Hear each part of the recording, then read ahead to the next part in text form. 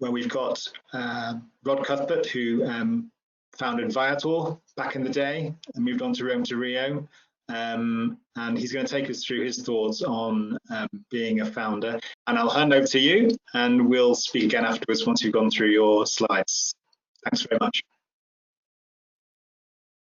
Well, hi, Lee, and thanks for inviting me along. My goal, and I'm not sure I want to be the spokesperson for everything that can go wrong in a startup, but having done a few startups, I guess I can admit to having seen most of these problems up close, and I have lived to tell the tale. What I'll do in this presentation is an attempt to place those common problems into categories, or I guess we could call them dimensions, so that you can better understand that not only is it likely that you'll face these challenges, but it's completely understandable because these dimensions just exist and you have to deal with each of them. And there's often no roadmap for how to do so. To understand what I mean by each one, let's look at each one in turn, starting with the world we live in. And there couldn't be a better example right now than bad timing. Anyone who launched a business last December or this January knows exactly what I mean. And that is that stuff happens in the world at large and we can't control it. The coronavirus has to be the best example ever. But in case you did launch a business in January, don't think that you're special. 9/11, the GFC, the dot-com bust, many other socioeconomic disasters have come before and had a shocking impact on startups that were in their path. So you're not a pioneer. The next dimension is about you, the entrepreneur, as a person, and the tendency that many people have to believe their own story. Most founders go through a loop where they pitch their idea to their close circle, which might include their family, their partner, their school or uni friends. The value of all those opinions is typically absolutely zero. In fact, it's even worse than that. Your mum and your boyfriend and your close circle all love you and want you to succeed. They also probably have no idea about the mechanics of the travel industry and why your particular idea may or may not work. So they just tell you it sounds great and you're sure to be the next Steve Jobs. If you don't have self-awareness, then I guess you're really screwed if you don't. So sure, talk to your friends and family about your startup, but don't listen too hard to any positive feedback they might offer because it'll just give you a big head. Some founders, though, take it a different way and they play their cards too close to their chest and they don't talk meaningfully to anybody about their idea. They think for some reason that what they're doing should be some sort of national secret. So they embrace the idea of stealth mode and forego the benefits they might gain from having an open discussion about their idea with industry insiders who have perhaps been down that route before. Too many founders worry that someone will steal their idea. Honestly, the chances of that are remote. Anyone with the skills, money, and expertise required to do that is already doing their own thing, so they're too busy to steal yours. A better approach is to identify several people who know the sector, take them through your idea, and then listen carefully to the objections they might raise. You could save yourself a lot of time and money. Let's look at another dimension. I call it positive expectations. It's what happens when your dev team says, for instance, version 1 will be ready in July, and because you're an optimist, and you do need to be something of an optimist to succeed in a startup, so you believe them. Well, don't. In fact, don't believe the VC when they say they'll have a decision next week. Don't believe the CTO candidate who says they're going to leave Amazon to join your startup. Don't believe the lawyers who say the Series A documentation will only cost £2,000. Don't believe anyone. Just wait and see, and don't put too much faith in anything turning out exactly the way you thought it would. Let's talk about hiring a bit more. It's really common for startups to hire too many Cs. By that I mean you're the CEO, your partner is the CTO, your best mate comes in as CFO and another as CMO, and all of a sudden you've got not enough worker bees and too many chiefs. think carefully about who you will hire and whether they will be prepared to do the stuff that's boring and beneath their skill level, but still necessary. Handling the accounts payable, managing the mail server, posting ads on AdWords, or 100 other menial things that eventually you'll have staff for. But until then, it's just you and your first few hires. Moving on. Startups often feel the need to pivot, and that's a good idea, but not always. It's common for a situation to evolve where there are so many cooks in the kitchen that you can, to stretch the analogy, forget what it was you were trying to bake, and you end up throwing the baby out with the bathwater, which of course I know it's a very different figure of speech altogether, but I think you understand what I'm getting at, which is that startups need to walk a line between reacting to market feedback and staying true to their original goals. It's a difficult area, but just knowing that it's a common challenge makes it somehow easier to work through. Speaking of founders, it's also common for relationships that worked so well at the beginning to fall into disrepair, much like marriages. Perhaps one partner wants to take the business in a different direction, or just doesn't work hard enough, or doesn't have the right skill set for where the business has ended up. In any event, in that situation, divorce is often the right solution. Of course, like any divorce, there can be winners and losers, and how you handle it will have an impact not just on the business, but your own personal well-being. It's very challenging for co-founders to stay the course together without someone's nose getting severely out of joint. If you can manage it, good for you. Finally, let's look at a problem for startups that most founders don't even want to contemplate. That's what happens when your investors don't love you anymore. And your investors, after a few years, may well own more of the company than you do. So they decide they don't love you quite as much now as they did before. And they may well decide that a new CEO is what the company needs. That can be tough for some founders, and they can fight tooth and nail to hold on when they really should be helping find their replacement and doing everything they can to ensure they succeed. If you're listening to this and thinking, well, that'll never happen to me, then all I can say to you is that it can and does happen, and no one is immune. Which leads me on to a brighter note, which is that while some of these various problems and calamities will happen to you, for sure, there's no certainty that any particular one of them will. It's not a matter of take your pick. If you're going to do a startup, then this is the game you've chosen to play.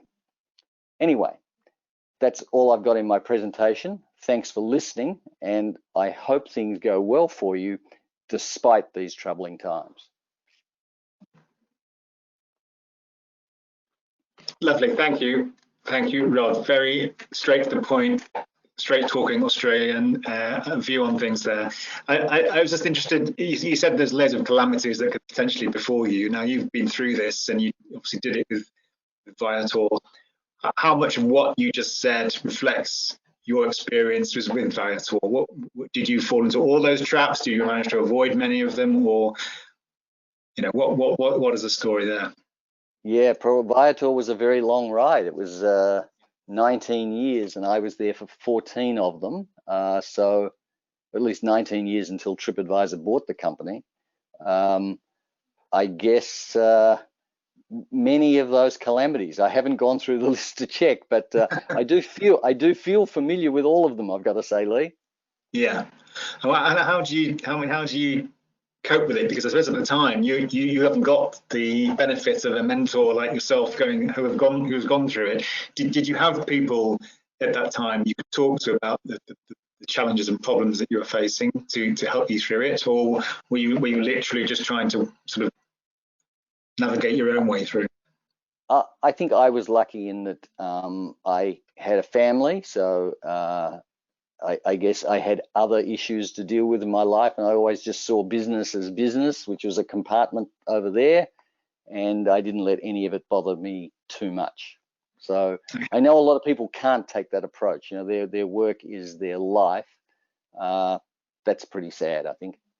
Yeah, actually, a lot of what you said really reflected. So Chris Brown, the first session of the day, which you may not have caught, but very similar in that he ended up co-founding a company with a guy he never met before. He'd come across him on a forum. They sort of like-minded and understood what he was trying to do, and ran this thing really from their bedrooms for a while they were working for somebody else. And Yep. one of his points in the end was, as you said, you know, you can fall out with these people. They're not necessarily your friends, and when things go different ways, you know, it is business, and the business, at the end of the day, the business is what's important, not the friendship or the camaraderie between the two people. So he said the key thing is to have everything documented, so that when it does come to something, it's all documented and it's all there. Is that quite a good piece of advice for people? I mean, it seems boring to document everything, but actually, when it comes to it, it's pretty good to have it available. It's terrific advice that I guess nobody will take. I would in fact suggest that if you're going to start a business with somebody you don't know terribly well, and even though it's difficult to do right now, I would suggest traveling with them. Traveling is one of those things that you know, tends to bring up, or you know, it puts you both under a little bit of pressure, and it brings out another person's personality quite well. So if you can travel well with somebody, then you can probably travel well in business with them as well. Yeah, probably not a bad bit of advice. Me and my now wife did a round the world trip together, and I think, you know, it was a proof that we could be in each other's company, sometimes rather, you know, difficult circumstances, and get through it. So yeah, maybe you're right about that. We've got a question from Gail Kenny. So thanks, Gail. And she asks you about what you consider to be the most important attributes to succeed as a leader. Do you consider yourself a leader? Well, certainly, I think in the early stages of a startup, you know, there's typically the founder, and then hopefully you've got some worker bees around who are doing things, who are taking their lead from you. Yeah. You know, I think you know, things like enthusiasm and honesty and positivity, but then it becomes quite specific to the particular company and the individuals involved. At Viator, one of the things, and I've always done it with my companies, one of the very particular things that I wouldn't expect to find in other places was that we had a culture where we would always get back to people. So if somebody wanted to sell their products through us, for example, or wanted to partner with us as an affiliate, and we just felt they were wholly inappropriate and we weren't interested in it, we didn't ignore them. We would write to them and we'd say, you know, thanks for your inquiry. And the reason for that, it was quite a selfish and commercial reason. It was just, I knew that you know, today's minnow can be tomorrow's shark, whether, you know, it was the company or the individual. You know, the person might turn up a year later at Expedia and you want to do business with them, and if you blew them off 12 months ago, then you're in a bad position. So that was like an example of a leadership trait that, you know, I really pushed into the company. I don't expect that you would find it in a lot of companies. I think it's probably a little idiosyncratic, but we heard earlier from our panel of startups, one of the points made was about being honest. You kind of touched on it a little bit, but you know, you're going to go through tough times, and he said he was inclined not to be honest with his staff about how tough things were, because he wanted to shield them from that. But actually, when he found out, when some of them did discover how tough things were, they're the people that, you know, they will react and you can trust them. I think Chris Brown said this as well. You know, when there was crises that went through, so gone through COVID, but he's gone through a number of crises in the travel industry. These people would work for no overtime. They would work 24 hours a day because they're all in it together. So actually being quite honest and open with your staff is probably quite a good trait. Is that, would you say? Yeah, I remember very well 9/11 occurred, and it became very clear that travel was going to go into a down cycle that could be quite significant. So I immediately wrote to the team and said, revenues are going to be down. They're going to be down for a fairly long period. We're going to have to cut headcount. I don't know how many people. I don't know how quickly we're going to have to do it, but we're going to have to do it. And it's just simple mathematics. It's not personal. And immediately, a number of people came to us and said, you know, I was thinking of leaving anyway to have a baby or to start another business or to do something else. And it really helped that we had been open with them. So I very much endorse that approach. Yeah. And you're sitting there in Australia today, and I know you spent a lot of time in Southeast Asia. That's where I saw you present that talk last year, I think. When you look at the prospects around the globe for startups, do you see certain geographies being better placed if you were to start a business, or are we in a place now where it really doesn't matter where you're based physically? You've got the right idea and you can get hold of the right kind of skills, you can start a business, and it doesn't matter where physically you are based, or is things moving east so that there's more prospects over in the east at the moment than there had been? Well, I'm steering away from predictions or forecasts, because I think the the nature of this situation that we're in means that you could have the best idea, the best team, all the money in the world, but the pandemic will get you. If the government says you can't travel, and that's the type of traveler you're focused on, then you've got a real problem. I do see in Asia that there are definitely green shoots. There are 30,000 people a day going from Seoul to the island of Jeju, which is the big holiday island in South Korea, just to give you a wild and crazy statistic. I mean, things are starting up, and generally speaking, Asian countries have done very well. Whereas the UK and the US have something like 400 or more deaths per million, Thailand has 1 death per million. They've done tremendously well, and so have other Asian nations. So I think I can guess that there will be some travel bubbles that will start, and companies that are exposed to that have a product that works in that environment should do well. Yeah, but are there certain sort of other factors about being based, say in areas where you associate sort of entrepreneurialism and innovation? So London might be one, but obviously Silicon Valley has been one. There's now lots of places around the large conurbation cities in the Far East where you've got that support network around you physically. Is that an advantage, do you think, when you're starting up, to surround yourself with like-minded companies and like-minded people? Very much. When you're doing a startup, you have to make hundreds of decisions. Hiring decisions, product decisions, software decisions.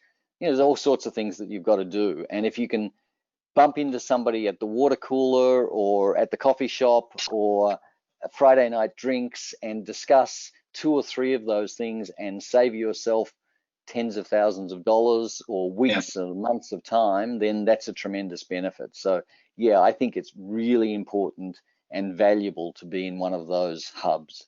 It's often said one of the benefits of being in a kind of WeWork situation is you're amongst other people that may be in a completely different sector, but they're doing similar things to you and trying to solve similar problems, and you wouldn't know that unless you were with them. And you, again, like you say, you might have a quick chat over a sandwich and then an idea comes up. So indeed. Yep. We've got another question from Debbie Hindle, one of our PR friends in the UK. She asks about which organisations or leaders do you admire in travel now, and who you think is responding best to the current challenges? I think Expedia and Airbnb would be 2 examples of companies that, whilst they haven't done perfectly, honestly, I challenge anybody to do perfectly in this environment. I think it's really hard to get it right by all your constituents, your staff, your end customers, your supplier partners, and your shareholders, etc. You've got a lot of people to keep happy, but I think both of those companies have done really well. I would contrast that with Google's travel division, which extracts billions of dollars out of our industry each year and has had a completely tin ear to the fact that whilst they would have earned billions of dollars in revenue in Q1 and the pandemic rendered it all useless, they didn't give any of it back. And they're absolutely in a position to do so. So I think their standing as sort of good citizens has definitely gone down in my view. A couple more questions are coming in. So Patrick Burke asks where you would recommend attracting capital investment from startups if you had to choose. And he offers US, EU, Cyprus, or UK, or maybe somewhere else. I absolutely believe there's lots of good investors in Europe who have a better worldview. American investors tend to have a view that's driven by the US travel scene, and the US travel marketplace is very different to other marketplaces around the world, whereas European investors understand that. They know that travel is different in Asia, it's different in Europe, it's different in the US. The US investors, I think, are a little bit more blinkered and looking for things that they can drive to, frankly. Yeah, okay. And we've also got Darren from Guernsey. So which is better? This is a sort of a theoretical question, but which is better, small fish in a big pond or big fish in a small pond? Well, there's more money in big ponds, I suppose. The problem is, the problem is when you go after these big markets, there are already big players in there. And, I come back to Google again. They do suck up a lot of the consumer traffic, the B2C traffic. They suck it up as soon as a query gets made. They see it. And if there's a Google travel product that they can apply it to, then they take it. Or else it goes to TripAdvisor or Booking or Expedia. You've got these big sort of planetary systems that have a lot of mass, and they tend to suck in all of the energy, all of the traffic. So if you play in that big universe, you are playing against very large entities. So it's tough. Yeah, don't sometimes those big guys, a bit like you said with the American attitude that everywhere should be the same and follow the American model. Don't some of those big guys then sometimes leave huge, what they consider niches, but actually are huge markets untouched? I mean, we've seen in the UK in the last, during the .com rise, OTAs grow up during the rise of Booking.com and Expedia and do very well out of it. So is there still opportunities around those big guys because they can't do everything and they can't focus on everything by definition? Well, I think that's right, and I think tours and activities is a really good example of that. That in the early 2000s, all we talked about in the online travel industry really was flights and hotels, and eventually people worked out that tours and activities was a big thing, and they either had to acquire it or build it from scratch, which was good for the companies that had made a start in that sector. So yeah, you're right. There's still lots of opportunities out there, but not for the faint-hearted. Yeah, we've got a question from Philippe Brown. So he asks, to what extent can the trend towards deeply human transformational travel be scaled through technology? I guess. Yeah, I wonder whether those things aren't at odds with each other. I think we're actually going to see that very specialized travel agents, people, the person who, for instance, specializes in the Greek islands or Malta or the Australian outback and can get that, can make that be known. I think those sorts of people are going to do well in the post-COVID world, where people are going to be looking less for the cookie cutter solution that pops up on your screen from Google or Booking.com or whatever, and are going to want, I think, something a little more. It is going to be more expensive to travel in a post-COVID world. And I'm sure that's in some ways a good thing, but it does present opportunities for companies that aren't necessarily technology driven. What do you think? Any other impacts of COVID now long term? I mean, do you think it's done lasting damage to travel, and therefore things simply won't come back to how they were, and therefore it's going to curtail opportunities for new startups, or will it open up new areas which we hadn't thought about before?